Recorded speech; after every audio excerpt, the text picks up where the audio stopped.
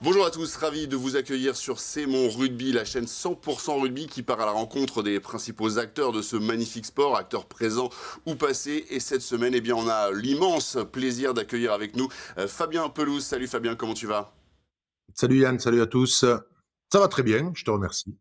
Bon, on est ravi de t'accueillir. Hier, on a pu suivre le Présente-toi, ce petit module où on a pu un peu te découvrir. Eh bien, aujourd'hui, on va débuter cette série de 4 interviews. C'est ici, c'est rugby. 10 minutes pour tout savoir de toi. Et on va commencer par ta carrière. Tu as commencé le rugby à 13 ans du côté de Groyer. Premier entraînement et déjà la révélation pour toi. Ouais, c'était à Saverdun en fait, mon premier club avant de partir à Groyer 3 ans plus tard. Et effectivement, c'était une vraie découverte.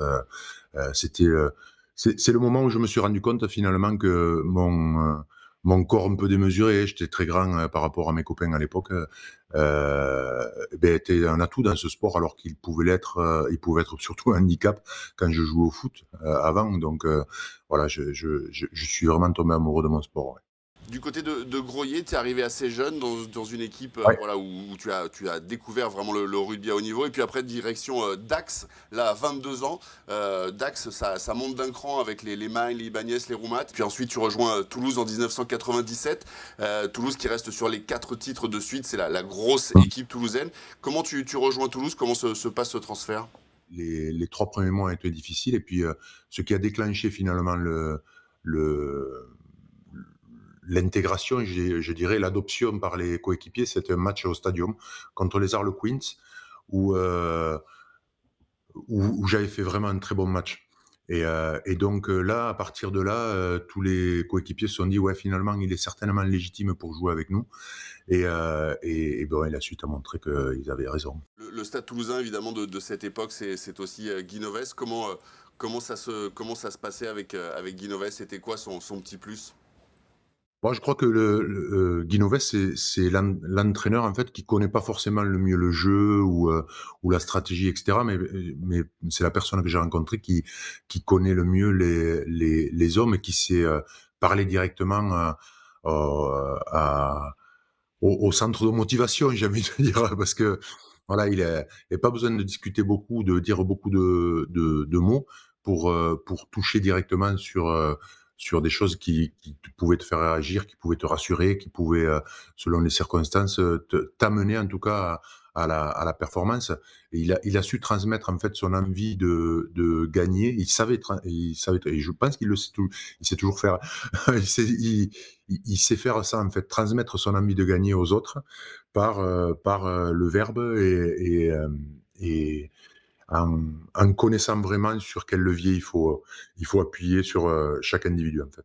Il y a eu de bons moments évidemment avec le Stade Toulousain. Il y a eu peut-être des petits regrets. Je vais parler voilà, on va revenir sur la Coupe d'Europe parce qu'entre 2003 et 2005, voilà, vous êtes champion d'Europe. Il y a 2004 où vous laissez passer le titre de très peu sur une petite maladresse de Clément Poitrenaud. Et puis 2008 également la finale. Bon, celle-là, tu es un petit peu plus, t'es un petit peu plus concerné face au Munster avec ce carton jaune. Ça reste, ça reste une blessure quand même, ce carton jaune, ce scénario compliqué dans ce match et puis surtout la défaite collective.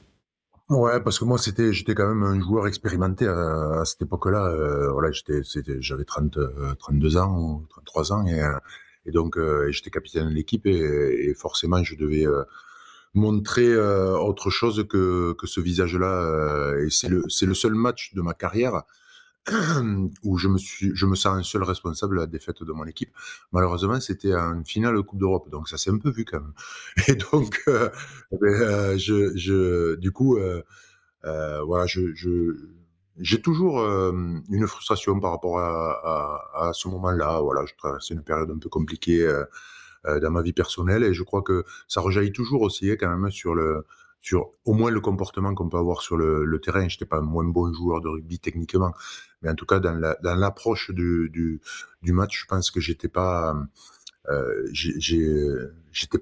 serein et j'ai pas su transmettre en tout cas euh, ce qui euh, ce qui fait qu'on peut être champion de France, c'est-à-dire ou champion d'Europe, c'est-à-dire une certaine sérénité, un certain enthousiasme. Et là, j'ai été plutôt euh, indiscipliné avec ce carton jaune, très réactif par rapport à à une provocation, enfin, tout ce genre de choses-là.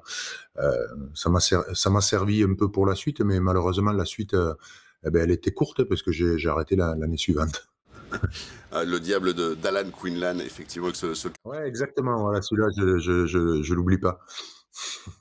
j'imagine. Mais enfin, on sent que c'est encore effectivement voilà, quelque chose que tu ressens encore. Parce qu'en fait, quand tu es capitaine d'une équipe, tu te dois quand même d'être exemplaire. Et ce jour-là, j'avais pas été exemplaire. Et franchement, dans le package que je considère nécessaire pour un capitaine, voilà, là, j'étais pas du tout dans les clous. Et c'est pour ça que ça reste une grande frustration pour moi. Bon, et ce que je voulais dire, voilà, c'est que malgré tout, ça n'a pas gâché l'image de Fabien Pelouse à Toulouse. On se rappelle de ton dernier match à Ernest Vallon, voilà, une sensation forte forcément. On n'a pas tout, enfin, tous les joueurs n'ont pas la chance de quitter leur partenaire, de quitter leur club sur une sortie comme la tienne.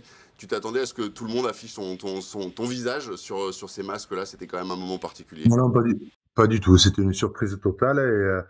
Et c'est vrai que c'était un moment assez émouvant quand même, parce que ben voilà, c'est toujours la fin de quelque chose. Et je tirais le trait sur 12 ans au Stade Toulousain où finalement j'avais vécu la majorité de ma carrière, et avec voilà tout un tas d'émotions vécues.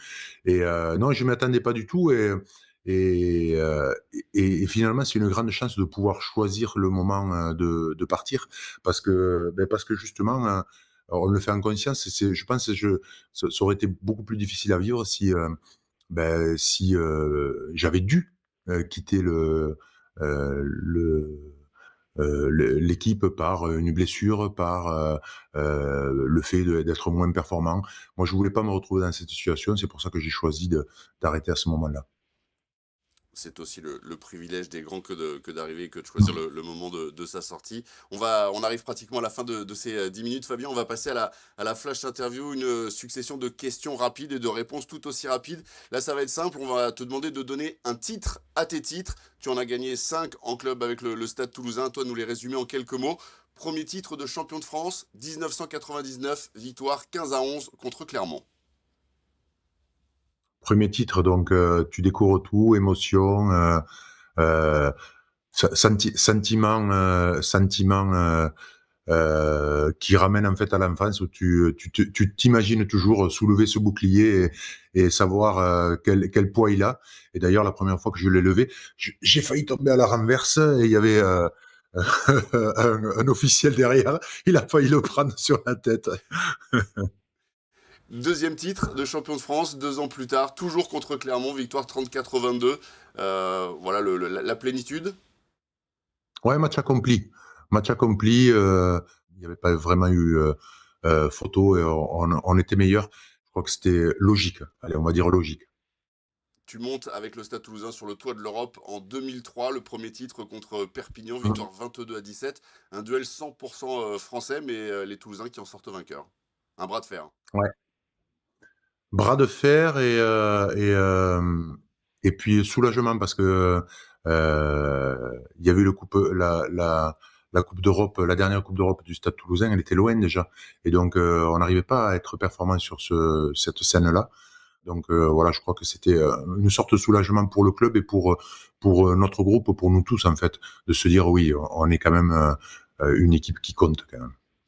2004, on l'a dit, ensuite, vous revenez en finale, finale perdue avec, Ouais. voilà, avec la petite boulette de Clément. Et puis ensuite, l'année d'après, 2005, vous revenez de nouveau en finale, victoire contre les Parisiens après prolongation. On parlait du Classico tout à l'heure, voilà, ce match-là aussi, ouais, y a beaucoup d'images qui reviennent quand on pense à cette finale, beaucoup de souvenirs marquants. J'ai la chance de revenir juste avant la finale. Je me souviens pas trop m'être entraîné durant les 2 semaines précédentes, et arriver me blesser finalement à la 50e minute, quelque chose comme ça, et ça n'avait pas tenu. Ensuite, je me suis fait opérer.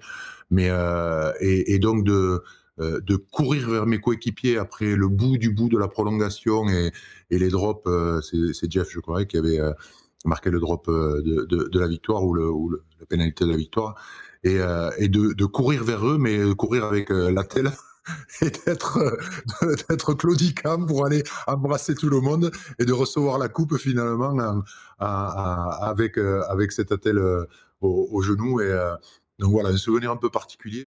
Dernier titre, c'est un titre de champion de France, le troisième et dernier bouclier de Brennus en 2008, victoire 26-21, de nouveau contre Clermont, 3 finales de top 14, 3 finales contre Clermont. J'adore les Clermontois. Ouais, ah bon, il faut dire qu'à cette époque-là, ils en ont perdu beaucoup quand même. Donc il y avait pas que contre nous. Et ouais, vécu avec beaucoup plus d'expérience en fait. Dans l'abord du match évidemment, mais aussi dans tout ce qui se passe après. C'est-à-dire finalement le retour, la fête du soir, le retour à Toulouse, le fait de vivre, toute la semaine, tous les 15 jours ou tout le mois, l'intersaison, dans ce sentiment de devoir accompli. Mais c'est toujours agréable quand même de vivre des moments comme ça.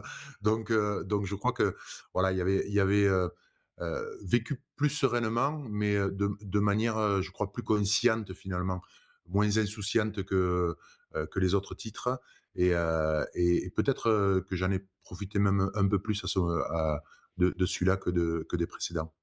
Eh bien, parfait. Voilà pour l'ensemble et ce retour sur cette carrière en club. Merci beaucoup, Fabien Pelouse, pour ce premier épisode d'Ici c'est Rugby. On se retrouvera demain pour cette fois parler de ta carrière avec le 15 de France. Là aussi, il y aura beaucoup de choses à dire. D'ici là, évidemment, rendez-vous sur la chaîne YouTube C'est Mon Rugby pour découvrir les précédentes vidéos et puis toutes les autres vidéos consacrées à nos invités. Pensez au petit pouce bleu, évidemment, pour nous soutenir, liker, partager et puis surtout, abonnez-vous, c'est important pour permettre à la chaîne C'est Mon Rugby d'exister. Salut à tous.